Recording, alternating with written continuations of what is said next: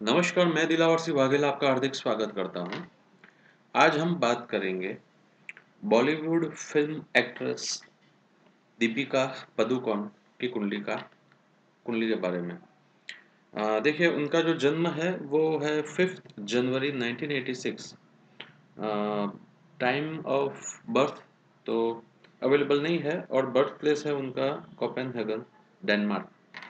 तो देखिए उनका जन्म का समय जो है वो न होने की वजह से हम उनकी जो कुंडली का एनालिसिस करेंगे वो कुंडली होगी चंद्र कुंडली।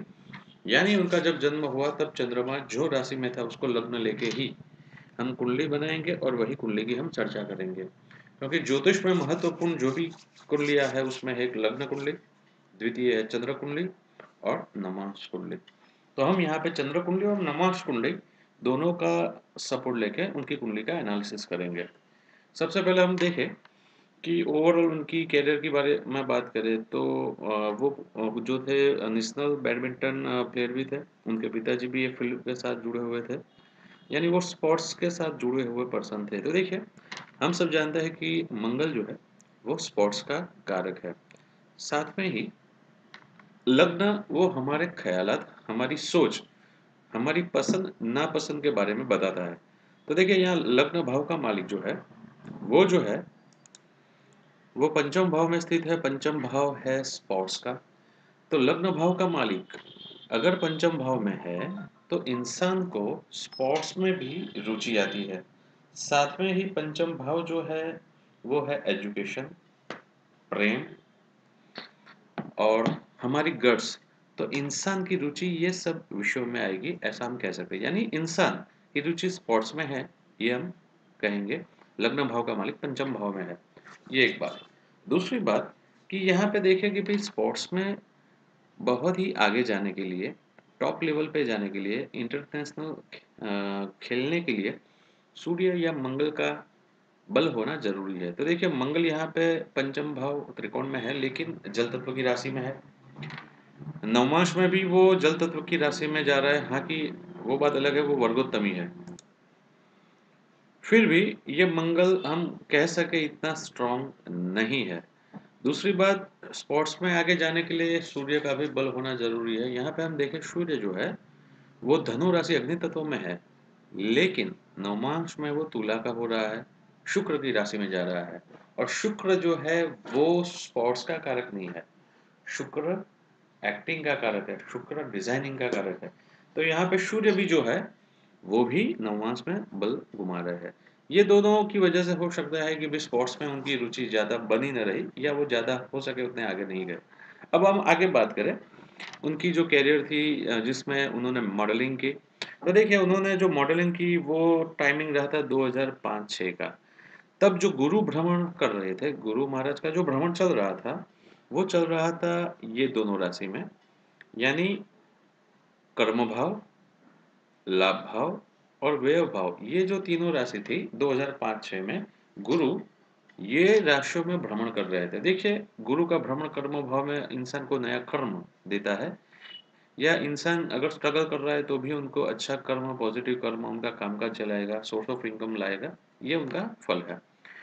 लाभ भाव में गुरु का भ्रमण भी देखिए यहाँ पे दृष्टि करेगा पंचम भाव में। तो पंचम भाव खुद ही है मॉडलिंग या फिर एंटरटेनमेंट या फिर कह सकते हैं एक्टिंग। तो ये भी गुरु का भ्रमण जो वो टाइम पे रहा उन्होंने उसको उनको मदद की ये मॉडलिंग में के काम में आगे बढ़ने में। तो ये एक बात। उन्होंने जो डेब्यू किया सबसे पहले साउथ की फिल्म थी जिसका नाम ऐश्वर्या था। तो वो समय जो गुरु का भ्रमण था ये यहाँ पे था। तो देखिए लाभ भाव में गुरु का भ्रमण, पंचमेश होकर 11वें भाव में जब गुरु गया, पंचम भाव है मॉडलिंग एक्टिंग, उसका मालिक लाभ भाव में गया। ये एक पॉजिटिविटी बता रहा है कि इंसान अपनी एक्टिंग से लाभ लेगा, प्रॉफिट लेगा।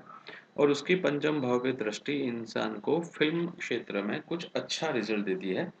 तो ये जो गुरु का भ्रमण कन्या राशि में रहा आज से 10-11 साल पहले, वो ये भी उनको सपोर्टिव रहा उनकी कैरियर बनाने में साउथ की फिल्म में।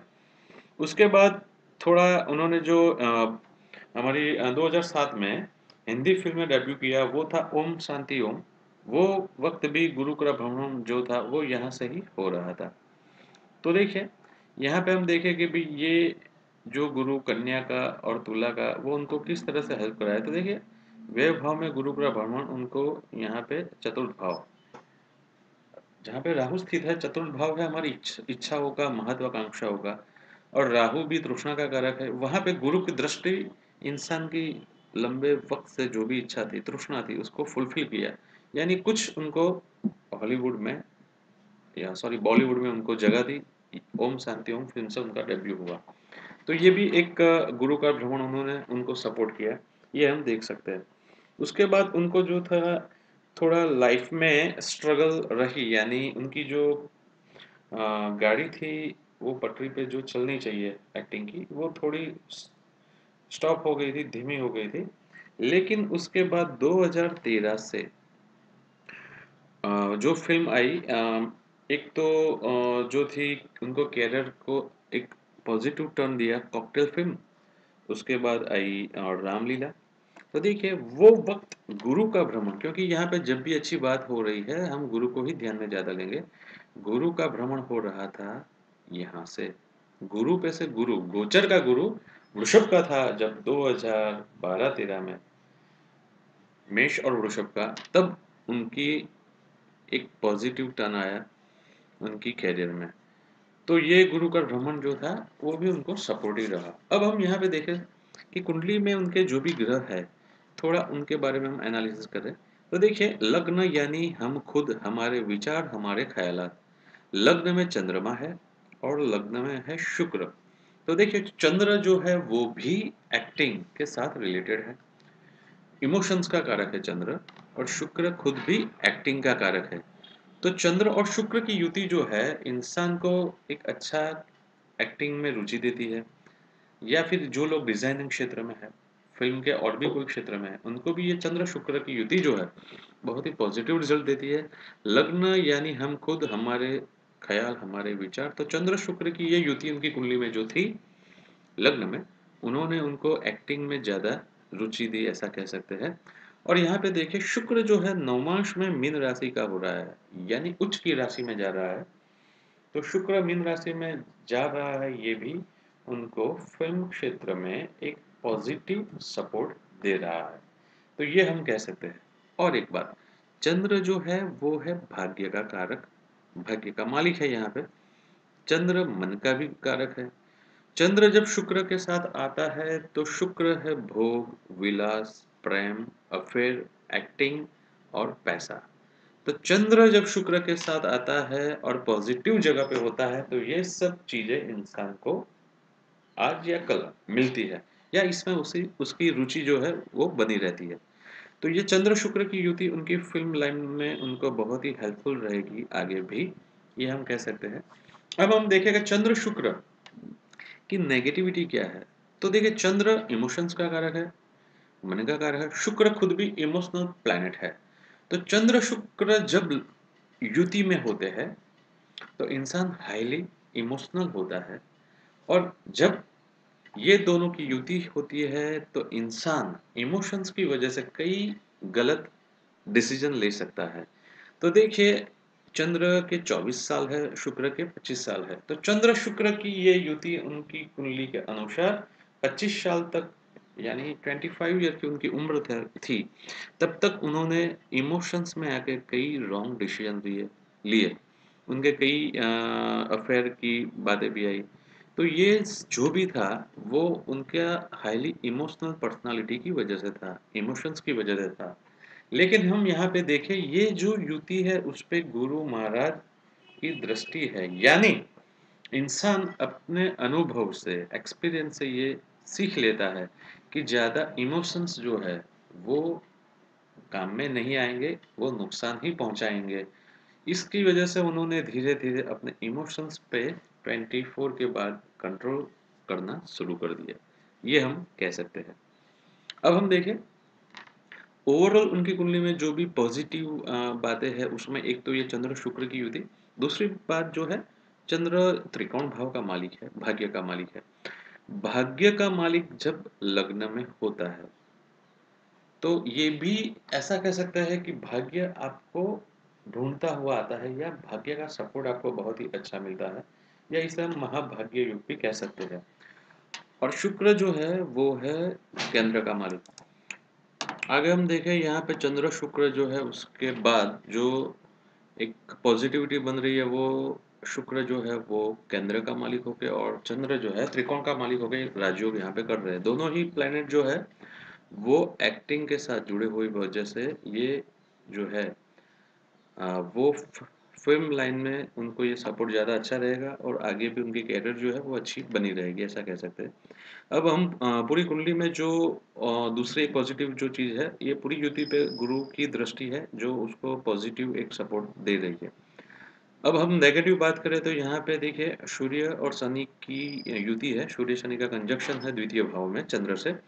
और चतुर्थ भाव जो कि महत्वाकांक्षा या दिल का प्रेम जहाँ से देखा जाता है वहाँ पे राहु स्थित है। तो ये दोनों युति जो है उनके लिए उनकी जो भी संबंध रहेंगे निकट के वहाँ पे कहीं न कहीं प्रॉब्लम्स क्रिएट कर सकते हैं, ऐसा कह सकते हैं। चतुर्थ भाव और पंचम भाव जो है वो प्रेम का है, तो प्रेम क्या ये दोनों स्थान में मंगल और राहु यो ये दो मैलेफिक प्लैनेट होने की वजह से प्रेम में या जो भी उनके रिलेशनशिप है उसमें वो कहीं न कहीं दिक्कतें देंगे, ऐसा कह सकते हैं। आगे हम देखें कि ओवरऑल जो शनि का भ्रमण इनकी कुंडली में होगा जनवरी 2017 से लेके जनवरी 2020 तक वो रहेगा। ये सूर्य और शनि की युति पे से ही उनका भ्रमण होगा। तो ये कहीं न कहीं उनकी जो करियर है उसमें डिस्टर्बेंस लाएगा। फ़िल्मी जो उनकी ये अभी चल रही है, वहाँ पे भी कुछ प्रॉब्लम्स क्रिएट कर सकता है। साथ में सूर्य जो है वो हेल्थ का भी कारक है, सूर्य जो है वो गवर्नमेंट का कारक है, सूर्य जो है वो एक प्रजा का जो प्रेम है उसका भी कारक है। यहाँ पे सूर्य शनि के ऊपर से शनि का जो भ्रमण रहेगा धनु राशि में, वो उनकी फ़िल्म लाइन में, उनकी करियर में, उनकी पर्सनल लाइफ़ में कहीं न कहीं प्रॉब्लम्स क्रिएट करेगा। ये बात तय है, साथ में ही उनको थोड़ा ये टाइम में हेल्थ का भी ध्यान रखना पड़ेगा।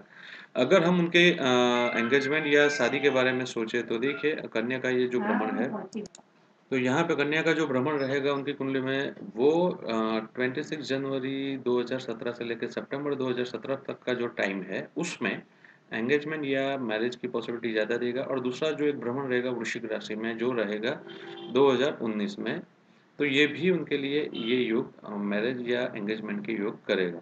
उनके लिए ज़्यादा जो नेगेटिव ईयर रहेगा वो रहेगा 2019, क्योंकि वो टाइम में शनि का भ्रमण सूर्य पे से ही होगा और राहु का भ्रमण अष्टम भाव में होगा। तो 2019 का जो साल रहेगा दीपिका पादुकोण के लिए वो ज़्यादा नेगेटिव रहेगा।